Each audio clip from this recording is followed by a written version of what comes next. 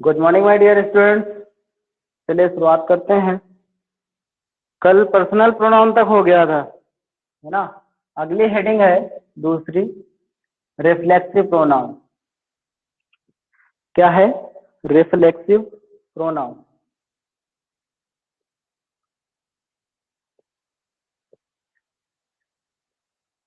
Reflexive pronoun, ठीक है। Reflexive pronoun क्या होता है, समझ लो इसको। रिफ्लेक्सिव प्रोनाउन क्या होता है? पर्सनल हो गया था कल, है ना।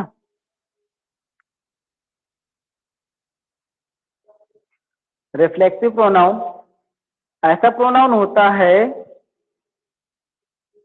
ठीक है, जो वो क्या करते हैं, पर्सनल प्रोनाउन के फॉर्म्स होते हैं ना, माई, है ना, उनमें सेल्फ या सेल्फ जोड़ करके क्या करते हैं, बनाए जाते हैं, ठीक है।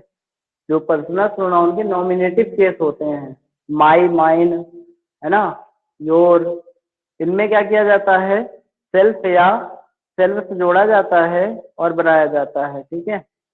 सेल्फ या सेल्फ जोड़ करके बनाया जाता है, अर्थात रिफ्लेक्सिव जो प्रोनाउन होता है ना, और वाक्य में क्या करता है, ऑब्जेक्ट का स्थान ग्रहण करता है, मतलब इनको जोड़ करके ऑब्जेक्ट के रूप में बना दिया जाता है, ठीक है। और क्या होता है इसमें, रिफ्लेक्सिव प्रोनाउन होता है वो सब्जेक्ट के स्थान पर प्रयुक्त नहीं हो सकता है, ठीक है। वो सब्जेक्ट के स्थान पर प्रयुक्त नहीं हो सकता है, ठीक।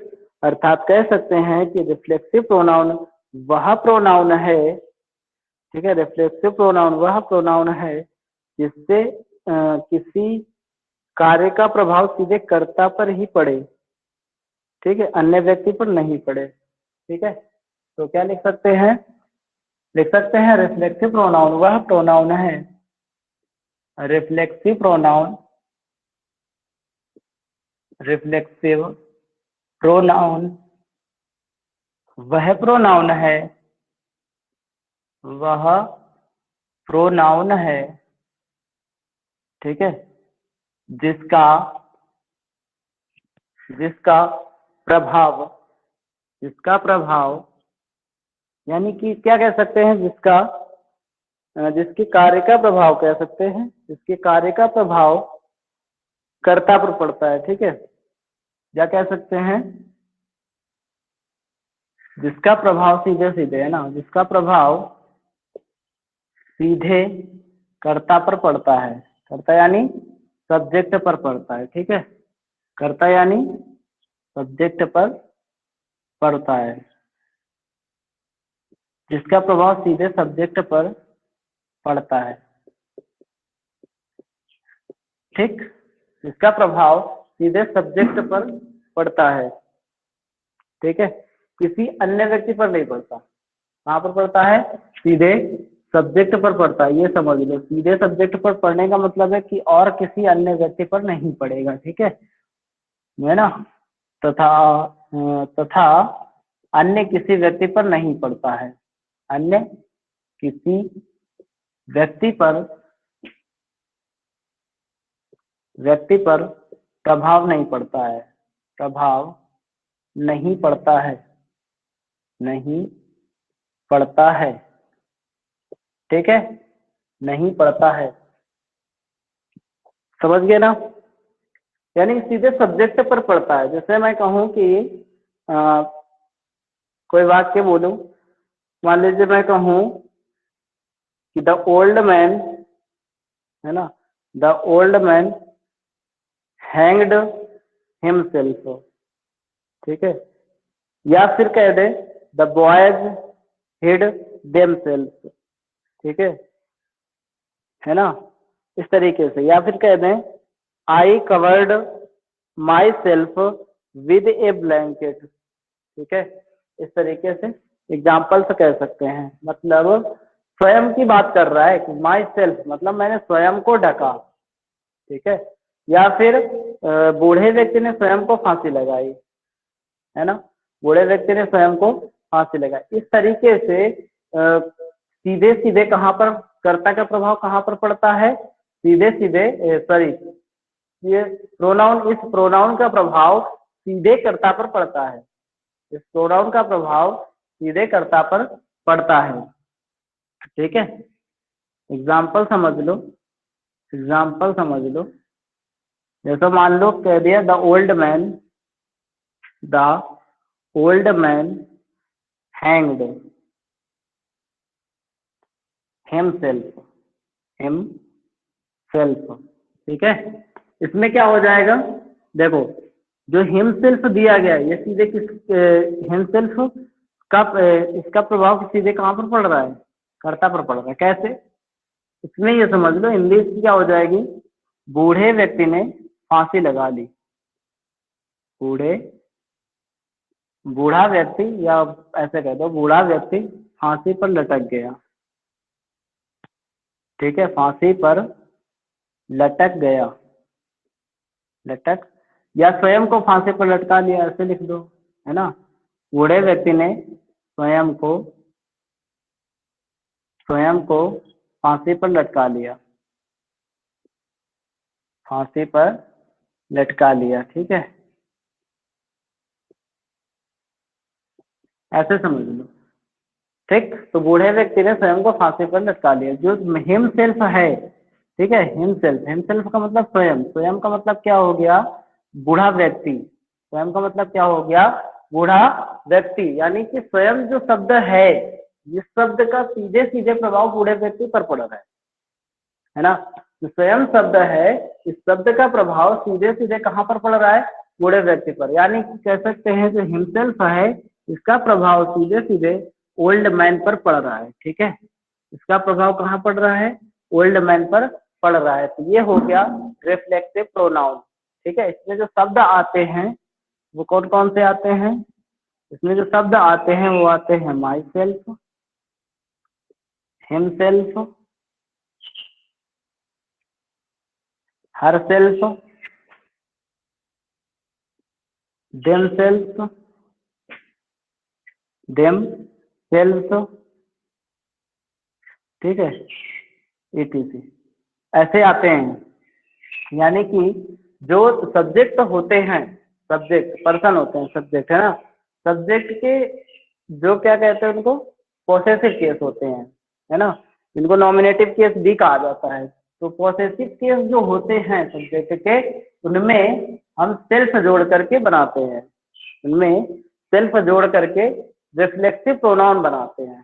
ठीक है, सेल्फ जोड़ करके रिफ्लेक्सिव प्रोनाउन बनाते हैं। ठीक है, ये समझ में आ गया। अब आगे बात करें। ठीक है, अगला जो प्रोनाउन दिया गया है तीसरा नंबर, एम्फैटिक प्रोनाउन। कौन सा है, एम्फैटिक, एम्फैटिक प्रोनाउन। ठीक है, क्या दिया गया, एम्फैटिक प्रोनाउन। एम्फैटिक प्रोनाउन क्या होता है,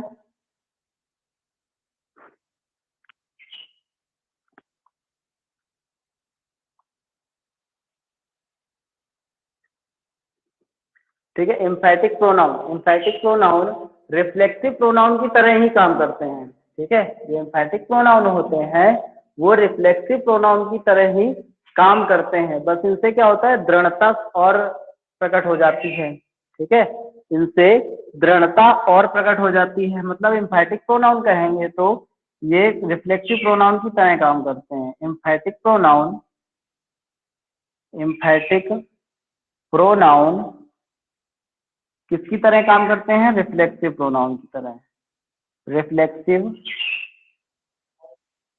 प्रोनाउन की तरह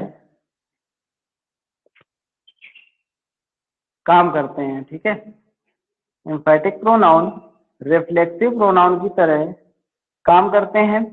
ठीक है, इनसे दृढ़ता प्रकट होती है, इनसे इनसे क्या प्रकट होती है, दृढ़ता प्रकट होती है,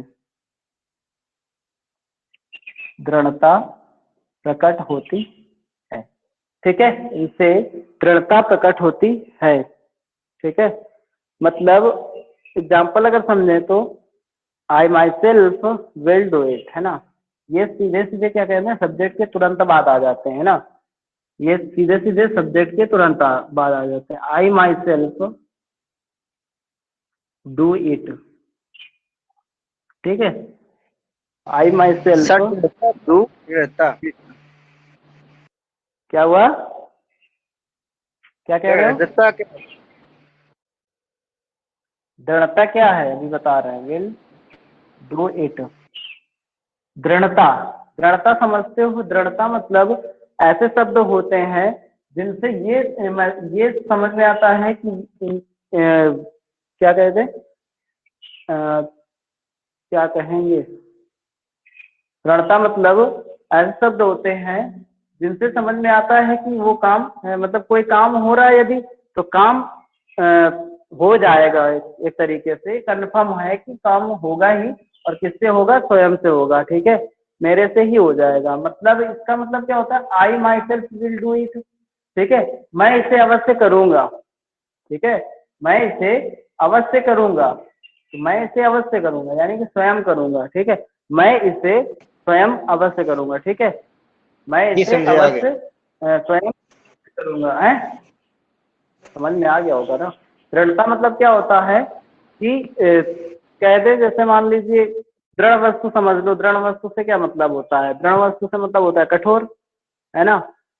दृढ़ वस्तु से मतलब क्या होता है, कठोर, और कठोर होने का मतलब ये नहीं है, यहाँ पर ये मतलब नहीं है दृढ़ता का कि शब्द है ना यहाँ पे, तो शब्द आएंगे यहाँ पे, दृढ़ता केवल प्रकट होती है, समझिए ना, कि मैं जरूर कर सकता हूँ ऐसा काम, ठीक। दृढ़ता का मतलब होता है मैं ऐसा काम जरूर कर सकता हूँ, ठीक है, तो वो दृढ़ता होता है। जैसे कहते हैं ना, दृढ़ विश्वास है हमें, है ना, ये काम मैं कर सकता हूँ, ठीक। तो ये सारी चीजें तो दृढ़ता के अंतर्गत आती हैं। तो I myself will do it, ये हो जाएगा इसका एग्जाम्पल, ये हो जाएगा इसका एग्जाम्पल, ठीक है। बाकी वाक्य शब्द कौन से आते हैं, शब्द यही आ जाते हैं, आई, है ना, my self, him self, her self, है ना, देम सेल्फ, ऐसे ही आते हैं। बस देखना होता है सब्जेक्ट कौन सा है, सब्जेक्ट के अनुसार ही ये लगते हैं। आई के साथ माई सेल्फ आता है, ही के साथ हिमसेल्फ आता है, ठीक है, तो सब्जेक्ट के अनुसार ही ये लगते हैं। किसी का नाम हो तब भी हिमसेल्फ आता है, ठीक है, लेकिन इसके लिए फिर क्या होता है, ये हर सेल्फ है, क्या है, हर सेल्फ, ठीक है। अब यहाँ समझना, तो ये हो गया, इनके साथ भी क्या आता है, यही आते हैं, ठीक है, इनके साथ शब्द क्या आते हैं, एम्फैटिक प्रोनाउन के शब्द क्या होते हैं, यही होते हैं, my self, himself, her self, them self.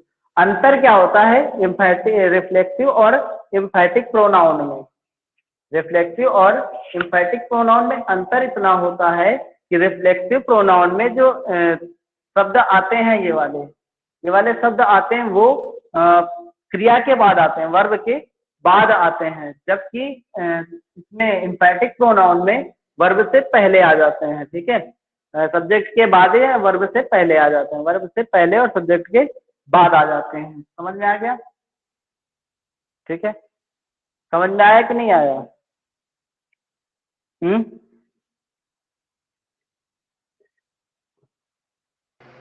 आगे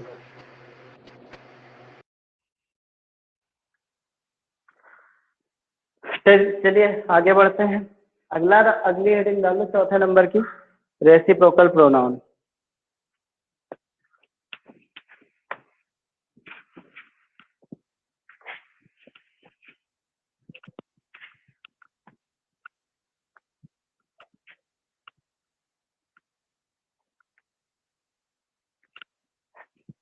चौथे नंबर की जो हेडिंग पड़ेगी वो पड़ेगी रेसिप्रोकल प्रोनाउन,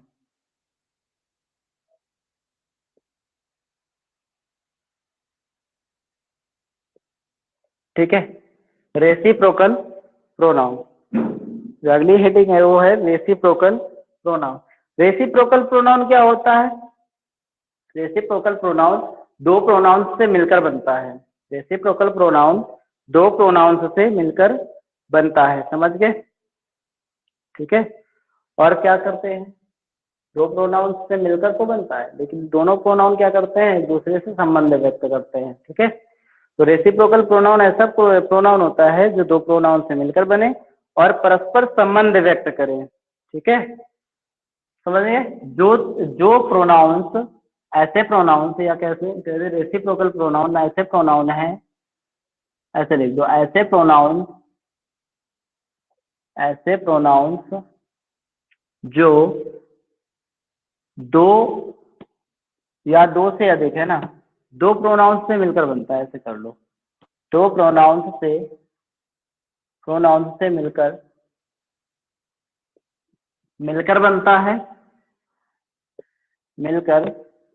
बनता है, ठीक है, दो प्रोनाउंस से मिलकर बनता है और संबंध व्यक्त करता है, और परस्पर संबंध व्यक्त करते हैं, और परस्पर संबंध व्यक्त करते हैं, ठीक है। क्या कहलाता है? रेसिप्रोकल प्रोनाउन कहलाते हैं, ठीक है, रेसिप्रोकल प्रोनाउंस कहलाते हैं,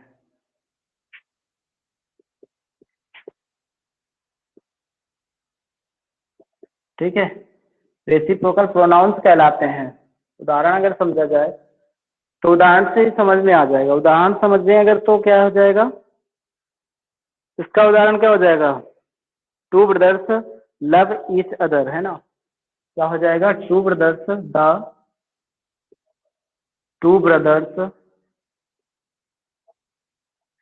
लव ईच अदर, एक दूसरे से प्यार करते हैं, ठीक है। दो भाई एक दूसरे से क्या वो करते हैं? प्रेम करते हैं, ठीक है, दो शब्दों से मिलकर बना हुआ है ना। देख लो, ईच और अदर, इन दो शब्दों से मिलकर के ये प्रोनाउन बना हुआ है, ठीक है। ये प्रोनाउन का ऐसे बना हुआ है, इन दो शब्दों से मिलकर बना हुआ है, एक ईच से और एक अदर से, ठीक है, दो शब्दों से मिलकर बना हुआ है, ठीक है। और इन दो शब्दों से मिलकर बनने के अलावा क्या कहे, परस्पर संबंध भी व्यक्त करता है। क्यों? ईच अदर का मतलब क्या होता है? एक दूसरे से। एक ईच अदर का मतलब क्या होता है? एक दूसरे से। एक दूसरे का मतलब क्या हुआ? संबंध व्यक्त कर रहा है ना, एक दूसरे का मतलब संबंध व्यक्त कर रहा है सीधे सीधे, ठीक है। ये एग्जाम्पल में लिख लेना। इसके जो शब्द होते हैं वो इसी तरीके के होते हैं, ठीक है। ईच अदर हो गया, के जो शब्द होते हैं वो ईच अदर हो गया, है ना, वन अनदर हो गया, इस तरीके से, ठीक। क्या होते हैं इन शब्दों में? जो शब्द आते हैं वो आते हैं ईच अदर, वन अनदर, ठीक है। ऐसे शब्द आते हैं,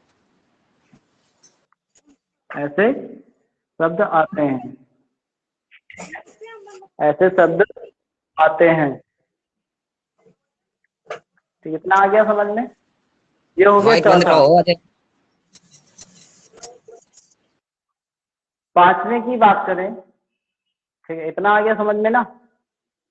देखो आगे पांचवा, यहीं पे लिख दे रहा, पांचवें नंबर डालो। पांचवें नंबर में क्या दिया हुआ है? डेमोन्स्ट्रेटिव प्रोनाउन, है ना, डेमोन्स्ट्रेटिव प्रोनाउन। क्या है? डेमोन्स्ट्रेटिव प्रोनाउन, ठीक है। डेमोन्स्ट्रेटिव प्रोनाउन क्या होता है? तो डेमोन्स्ट्रेटिव प्रोनाउन क्या होता है? इसका प्रयोग जब हम करते हैं तो संज्ञा की ओर यानी नाउन की ओर संकेत करने के लिए होता है, ठीक है। यानी इस प्रोनाउन का प्रयोग हम नाउन की ओर संकेत करने के लिए करते हैं, ठीक है। इस प्रोनाउन का प्रयोग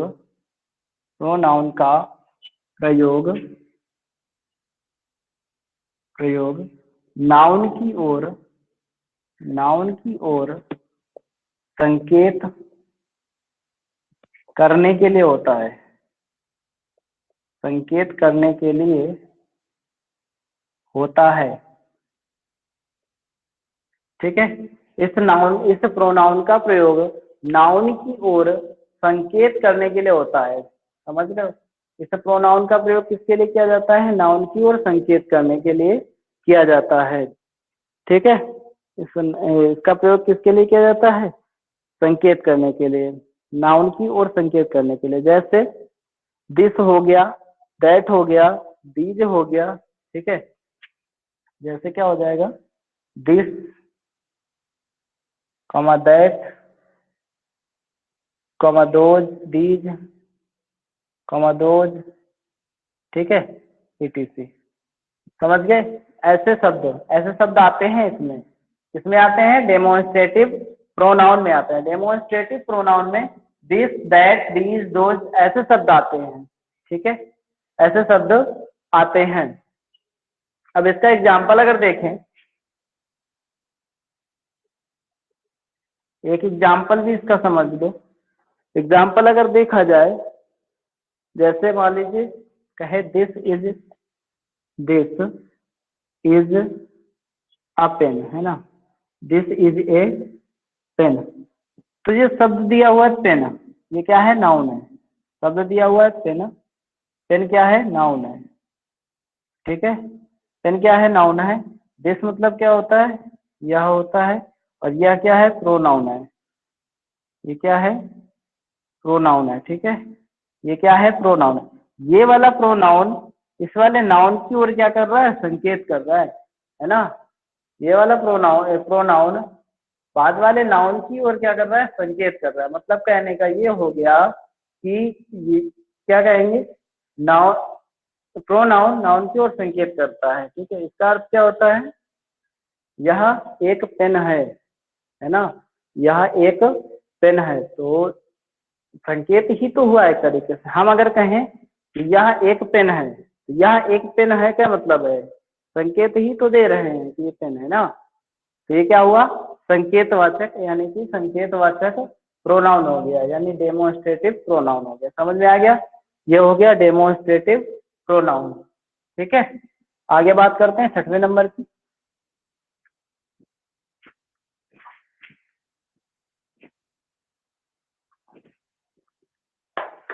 छठवें की अगर बात करें तो 6वें नंबर पे दिया क्या गया है? 6वें नंबर पे दिया गया है interrogative pronoun. Interrogative pronoun, interrogative pronoun, ठीक है। इंट्रोगेटिव प्रोनाउन क्या होता है? तो इंट्रोगेटिव प्रोनाउन होता है ऐसे प्रोनाउन जिनका प्रयोग प्रश्न करने में किया जाता है, ठीक है। ऐसे प्रोनाउन जिनका प्रयोग प्रश्न करने में किया जाता है,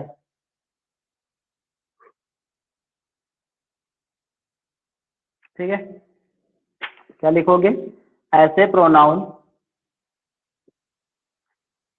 जिनका प्रयोग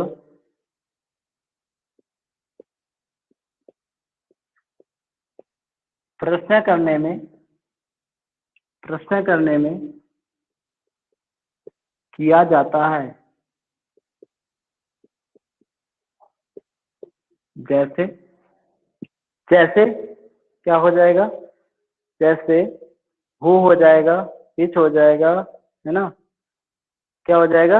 हु, विच, हुज, whom, है ना। ऐसे ऐसे प्रोनाउन, ठीक है। क्या हो जाएगा? हु, विच, हुज, whom, ठीक है। etc। Who, which, whose, whom, etc। Example के लिए अगर समझे, एग्जाम्पल अगर देखें, एग्जाम्पल क्या हो जाएगा? तो एग्जाम्पल हो जाएगा हु आर यू, है ना। पहला ही देख लो, क्या हो जाएगा? Who are you. इस तरीके से क्वेश्चन पूछा जाता है, तो ये क्या कहलाते हैं? इंट्रोगेटिव प्रोनाउन कहलाते हैं। ये क्या कहलाते हैं? इंट्रोगेटिव प्रोनाउन कहलाते हैं। इंट्रोगेटिव प्रोनाउन कहलाते हैं, ठीक है। अब अगला नंबर है सातवां नंबर।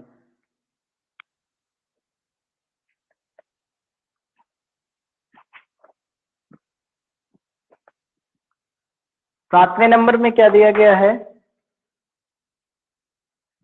सातवें में दिया गया है, सातवें में क्या दिया गया है? सातवें में दिया गया है इंडेफिनिट। क्या होता है? इंडेफिनिटिव प्रोनाउन है ना, इंडेफिनिटिव प्रोनाउन है ना। क्या दिया है? INDEFINITICE,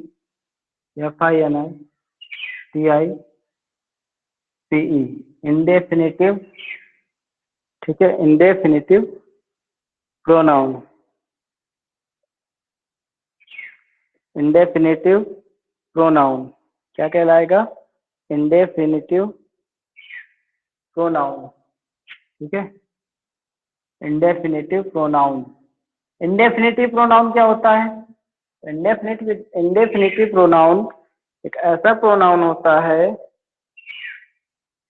इंडेफिनिटिव प्रोनाउन एक ऐसा प्रोनाउन होता है जिससे कोई निश्चित व्यक्ति या वस्तु प्रकट नहीं होती है। ठीक है, समझ गए? अनिश्चयवाचक, समझ रहे हो क्या होता है? अनिश्चयवाचक। ठीक है, तो जिससे किसी निश्चित वस्तु जिससे किसी क्या कह सकते हैं? जिससे कोई निश्चित वस्तु या, ठीक है, व्यक्ति या वस्तु स्पष्ट नहीं होती। ठीक है, क्या कहलाता है? इंडेफिनिटिव प्रोनाउन कहलाता है। ठीक है, तो क्या लिखोगे इसमें लिखना क्या लिखोगे? इंडेफिनिटिव प्रोनाउन वह प्रोनाउन है, यहाँ अनिश्चयवाचक संज्ञा वह प्रोनाउन है, यानी इंडेफिनिटिव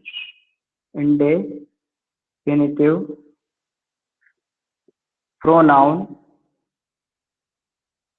वह प्रोनाउन है, वह प्रोनाउन है। ठीक है, इंडेफिनिटिव प्रोनाउन वह प्रोनाउन है। ठीक है, इंडेफिनिटिव प्रोनाउन वह प्रोनाउन है जिससे कोई निश्चित व्यक्ति, जिससे कोई निश्चित व्यक्ति, वस्तु, ठीक है, कोई निश्चित व्यक्ति या वस्तु, निश्चित व्यक्ति वस्तु प्रकट नहीं होती है। ठीक है, व्यक्ति वस्तु प्रकट नहीं होती है। ठीक है, निश्चित व्यक्ति वस्तु प्रकट नहीं होती है, तो ऐसे प्रोनाउन को हम लोग क्या कहते हैं? ऐसे प्रोनाउन को हम लोग इंडेफिनिटिव प्रोनाउन कहते हैं। ठीक है, जैसे मान लीजिए उदाहरण समझ लो, उदाहरण अगर समझें, एग्जाम्पल समझें, एग्जाम्पल देखें तो, एग्जाम्पल अगर देखें तो क्या हो जाएगा? Some are born great. क्या हो जाएगा? Some are born great. ठीक है, सम आर बॉर्न ग्रेट। ठीक है, तो इसमें शब्द कैसे आते हैं?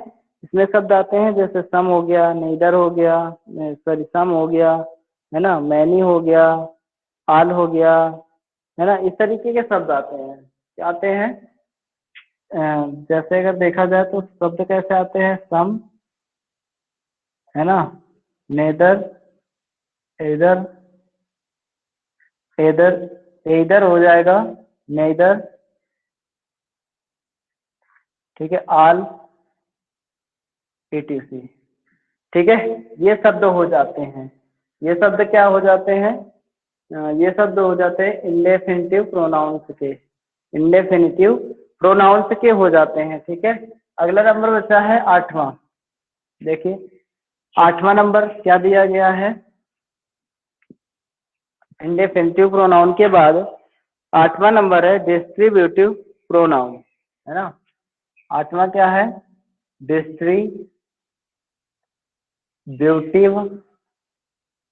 प्रोनाउन।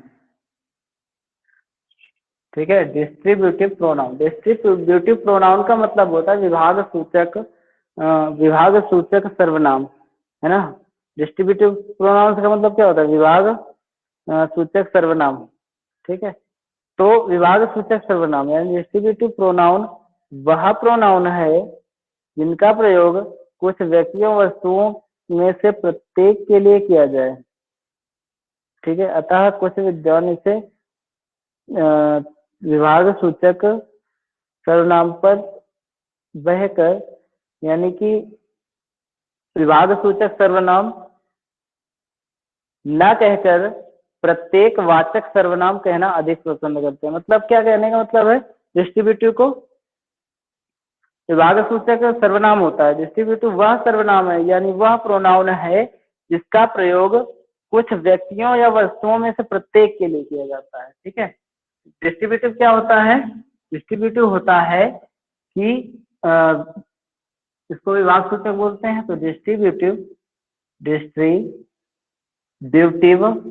प्रोनाउन वह प्रोनाउन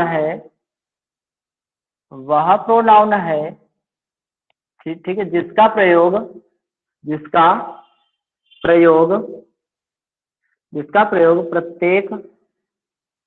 प्रत्येक व्यक्ति या वस्तु के लिए किया जाता है, व्यक्ति या वस्तु के लिए किया जाता है, वस्तु के लिए किया जाता है।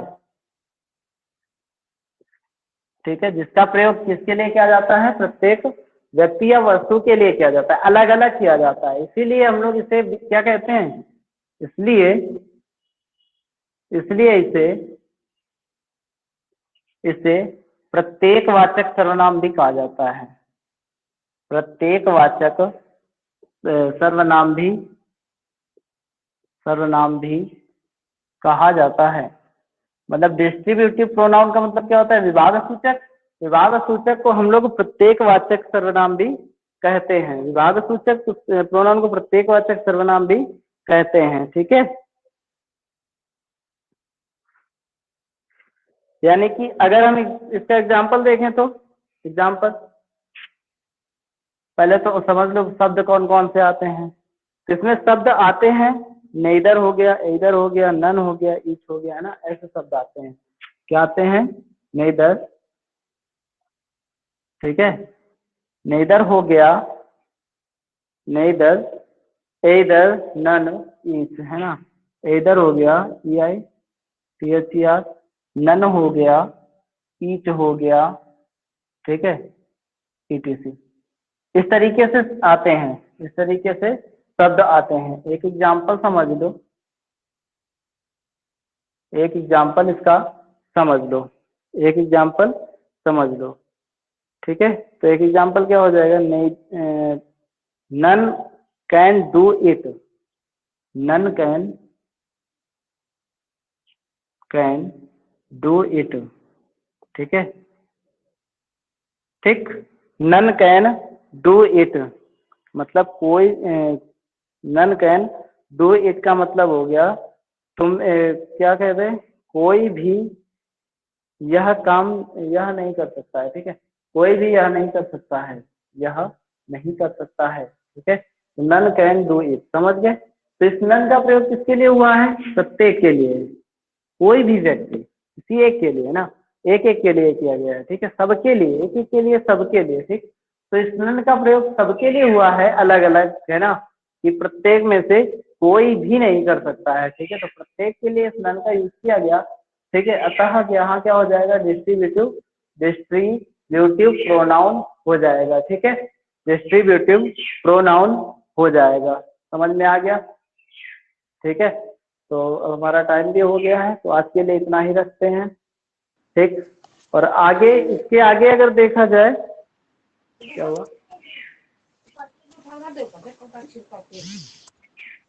इसके आगे अगर देखा जाए तो इसके आगे जो दिया गया है, यानी कि 9 नंबर में क्या दिया गया, रिलेटिव प्रोनाउन, है ना।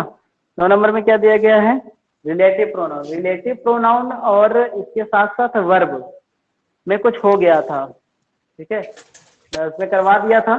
ठीक है, तो वो वीडियो तुम्हें यूट्यूब में मिल जाएगी, सभी लोगों को यूट्यूब में देख लेना उसको। ठीक है, दोबारा एक बार, समझ गया ना। तो अब हम आगे फिर जहाँ से छोड़ा था वर्ब के बाद, वहीं से हम स्टार्ट करेंगे। ठीक है, अगले दिन, ओके। समझ में आ गया ना? कोई दिक्कत है यहाँ तक? ठीक है, ओके। सभी लोग अब क्लास छोड़ो छोड़ो जल्दी से।